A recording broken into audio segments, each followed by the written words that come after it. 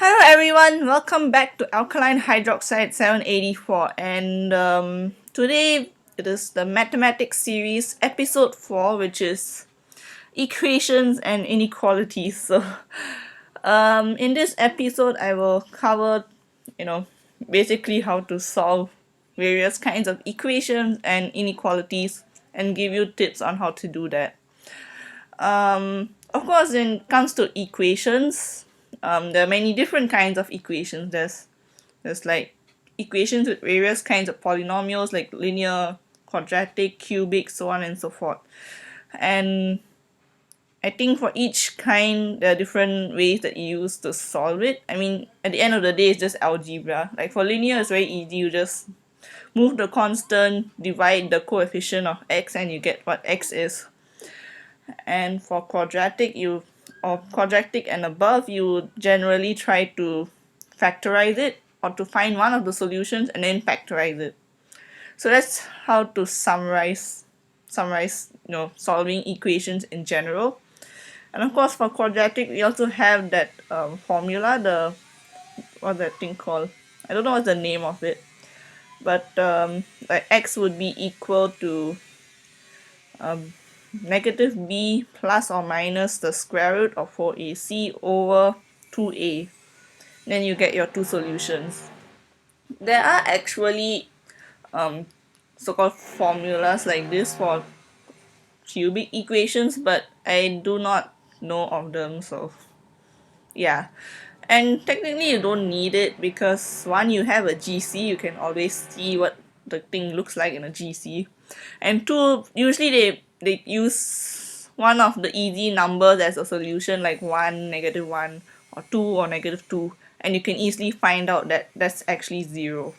Now I'll talk more about that when I actually I should just talk about it now because I generally end up forgetting. So basically if you have a cubic equation, for example, you can see all those coefficients, right? The first thing, and you can put one of your factors as, you can put a factorization with x minus 1 in a bracket, and then you can factorize the rest of the equation accordingly, because from the x you can reduce the x cubed into an x squared with the same coefficient, and from the -1 you can just, if for example your constant coefficient is +5, now it just becomes -5, so it'll be some kind of x squared quadratic equation and you can solve it from there. So that's how you solve cubic equations. Yeah.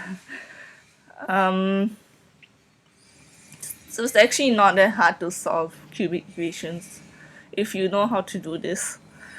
Okay, but sometimes cubic equations do not have easy solutions like 1, and you had to use a graphing calculator for it. And of course, cubic graphs come in all sorts of forms, like from the very simple x cube, which is just that thing with the inflection point, to the kind that have like really huge hump here, then one small depression here, and then they look like some mountain range or something. And some which don't even have solutions that are real, they only have complex solutions. So in that scenario, if you want to tell whether they have real or complex solutions, because they aren't quadratic equations, so you can't really, it's kind of hard to do the discriminant thing on it unless you already found one real solution. Then you can do it on the other part of the quadratic equation, the quadratic factor in the sense. But the other way of doing it is to use your GC, even though, unless you're someone like me whose GC doesn't work, yeah, you can use your GC and see if it's possible to actually get equations out of it. Sorry, not equations, solutions, the zeros, where y is 0. If you see whether it cuts the axis or not. And from there you can kind of approximately tell where all the solutions are. Or if you're supposed to use your GC, then you can use your, what is that? I forgot how GCs work.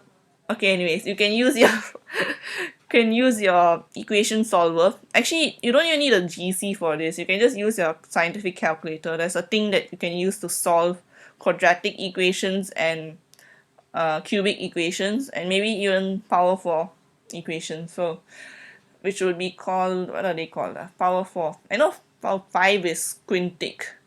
What is 4? Quad. Okay, never mind. Let's not go there.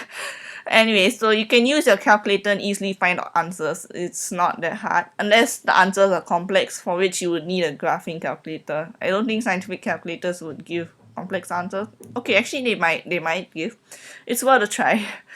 So I think in the new scientific calculators, it's very easy to find the menu. There's a menu where you can go to equations and you can easily input your equation there and immediately find the answers.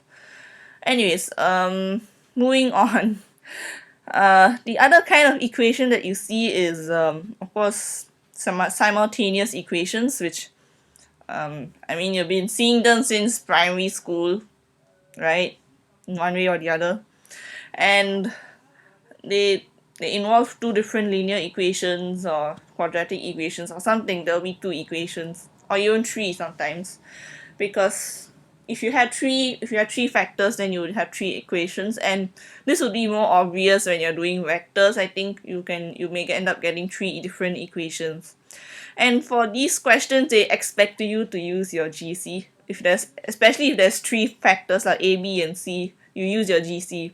Just read the question, be like, oh, this is this many this and this many A plus this many B plus this many C is equal to this, blah blah blah. I think that is like the easiest question in the entire exam. You just read the question, write down the coefficients and the thing. If you want, you can simplify it, remove all the zeros, and then you can just use a GC and immediately type it out and go. Of course, if you do not know how to use your GC to do this, you can also use a scientific calculator.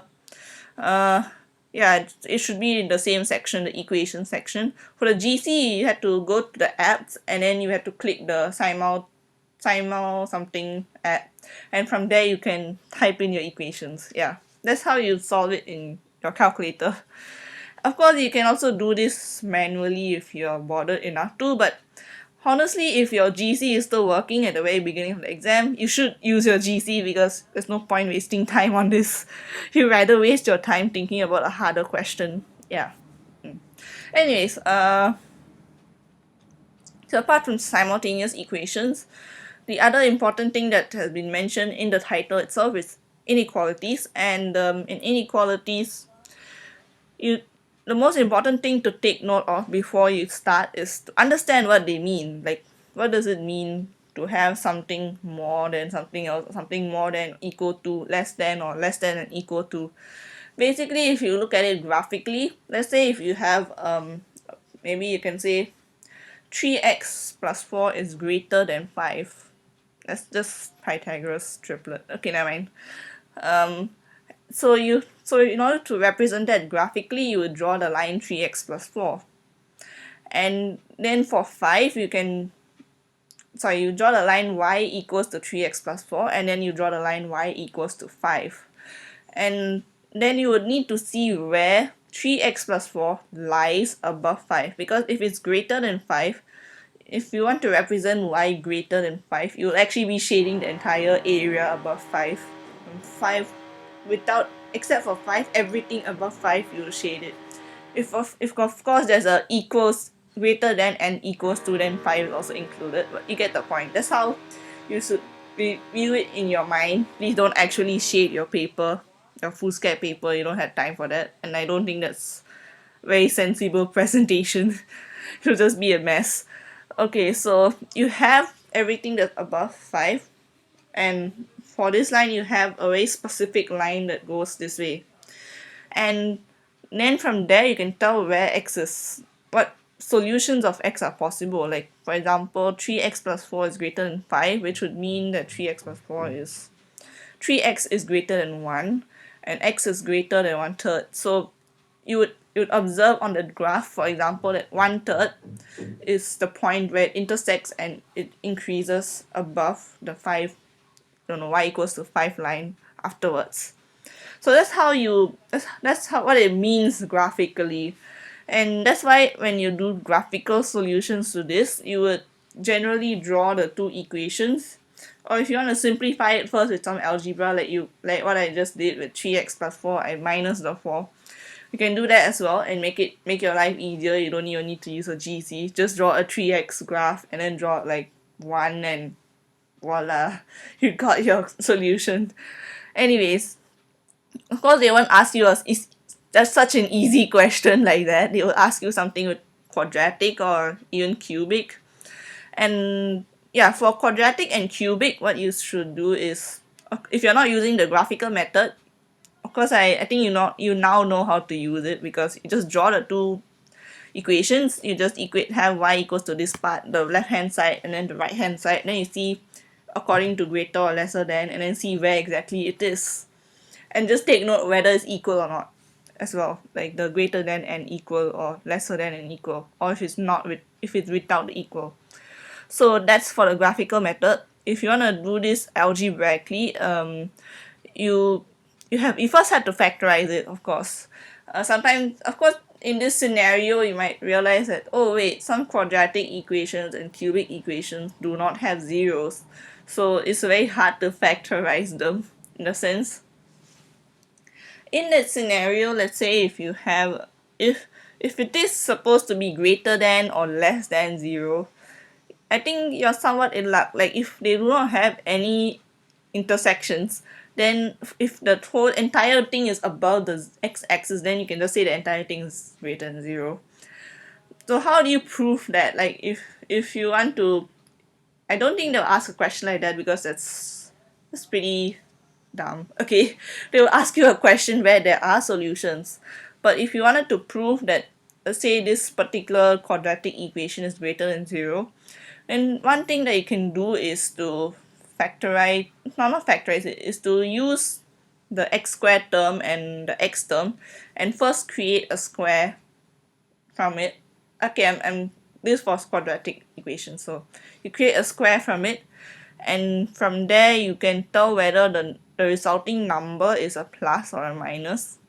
If it is a plus, then for sure that entire thing is above 0. If it's not a plus, it's instead of minus something, then some of the graph will be below the 0. And if you end up with a scenario where the square itself has a negative in front of it, then it is below the axis, and for that the thing must be negative. So it should be like, for example, if you have negative whole thing x plus 1 whole thing squared minus 1, then it's definitely below the x-axis. If it's negative x plus 1 whole thing squared plus 5, then there'll be some that's above the axis as well. So from there you can actually tell whether it has solution or not, or you can just use the discriminant, because this was a waste of time. Okay, you can use the discriminant to do it. But this method of making a square would be helpful if the number on the other end is not a 0. Like if you have a 5 or 6, then you can actually just minus the constants and see whether it works out, whether you can actually create a factorizable quadratic or cubic equation. Okay, so in general you just need to factorize it, and once you factorize it, you have that, your teachers will tell you to use that line, then you put the plus and the minus. Of course, if you find that very confusing, just use your common sense. When you have a normal, if you look at the reason why they make you to make it positive x squared, like if you have a function saying that negative x squared plus blah blah blah, then you times it by -1, right? So the reason why they ask you to do that is because for the positive x squared graph, it's just like a smiley face. So if you think about it, the middle part is likely to be below 0 in the sense, compared to the parts on the side in the sense. So you can put it as plus minus plus. And for cubic graph, likewise, if it's a positive cubic graph, then you know the leftmost side is gonna be negative, and then positive, negative, positive, like that. So using that, you can kind of tell the pattern of your negative and your positive. Okay. And then from there you can tell whether it's greater than or not. Okay, so let's move on. The next thing that you would usually see in your exam is something that involves a fraction, and in your syllabus it says inequalities of the form fx over gx greater than 0. and they can be either linear or quadratic expressions that are either factorizable or always positive. Oh, okay, fine. I see. Okay, so for fx and gx, the reason why they said factorizable is because they want you to be able to tell where x cannot, what value x cannot be. Like for example, gx would have a value of x that is not allowed in the sense, especially if you have a fx or gx equals to 0, some greater than or equals to or lesser than or equals to 0. And in that case, like for example, your gx is x plus 1, then x cannot be negative 1. So you must be very careful to avoid writing x equals to 1. You know, you must not include the equals part of it for the 1.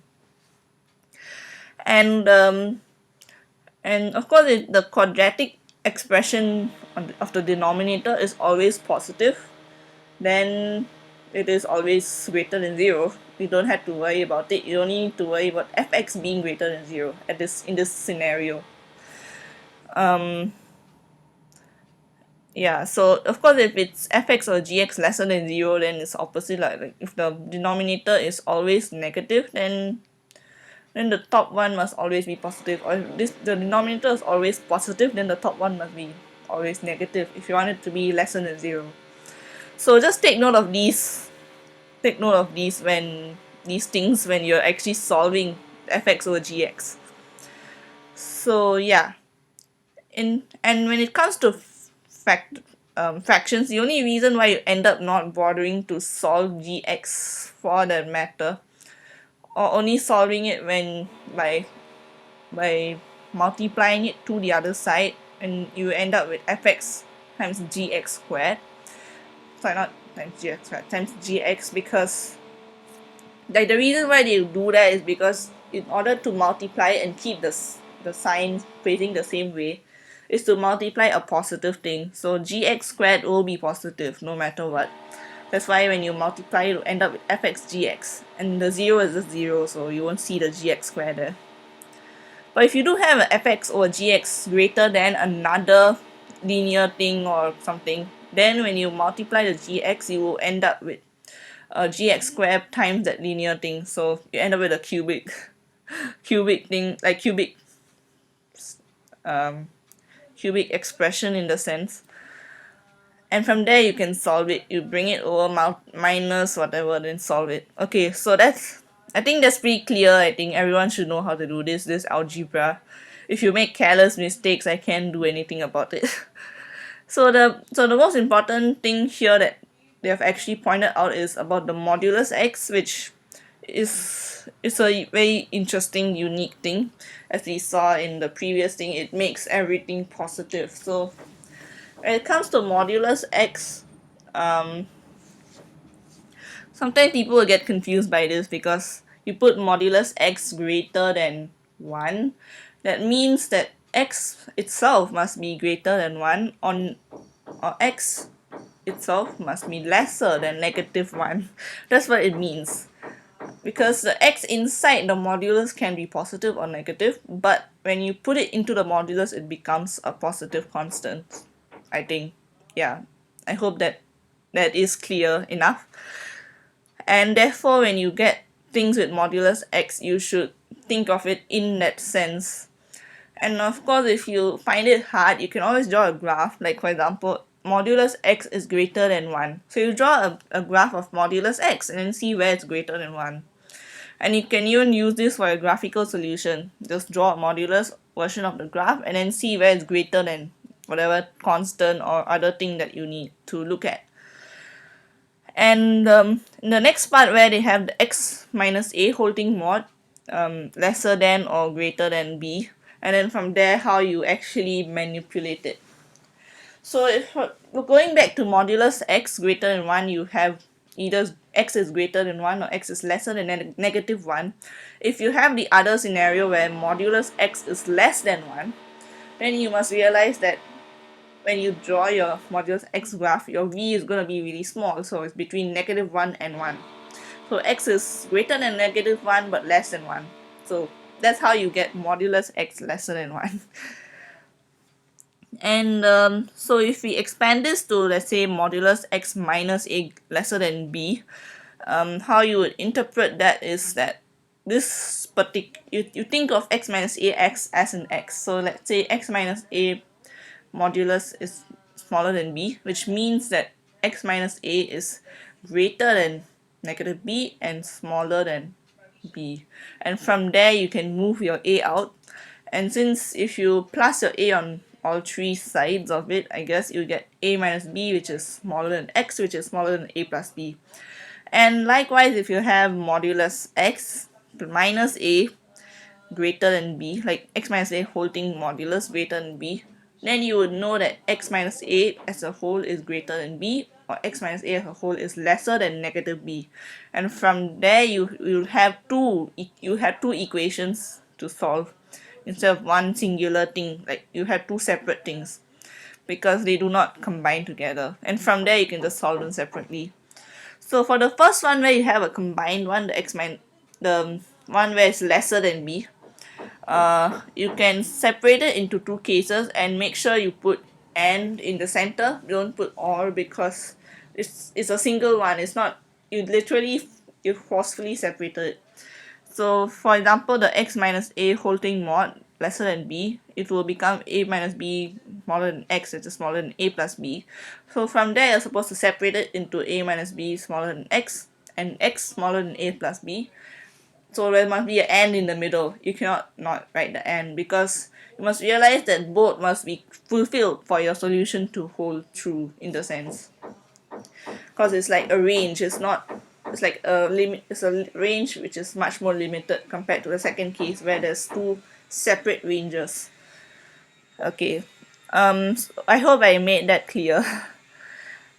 Yeah, I don't think there's anything else much to say. Of course, once again, if using graphical methods, once again you can use your GC. There is a way to type greater than or lesser than in your GC actually. Oh, I almost didn't say that thing. Okay. If you do not know this yet, then good, I can tell it to you.